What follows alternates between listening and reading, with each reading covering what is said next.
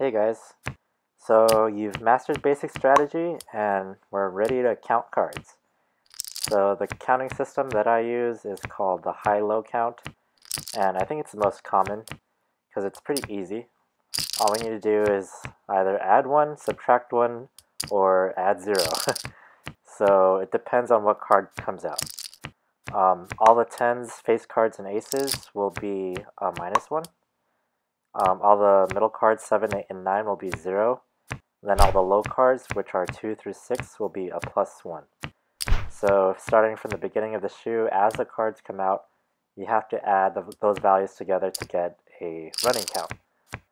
And with the running count, we could calculate what our true count is, which we need to do by dividing the running count by the number of remaining decks in the shoe.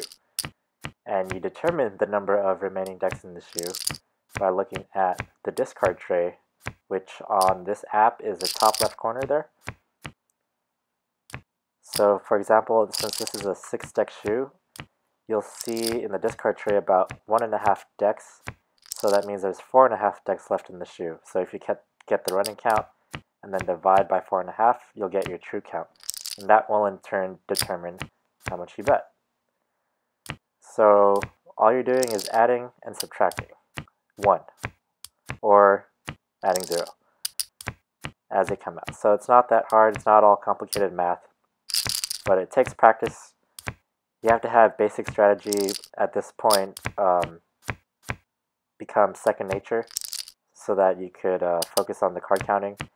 And then eventually that should become second nature too, so then you could focus on getting the true count and calculating how much you need to bet. And then that later on should be second nature so that you could hold a conversation with the dealer and the rest of the table to make yourself look like a gambler. So it's a multi-step process, but practice makes perfect.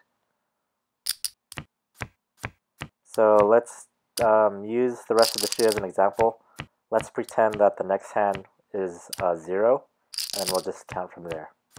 So now we have -1, 0, -1, 0, -1, 0, 2, and so on. But that's not the accurate count because I didn't start from the beginning of the shoe.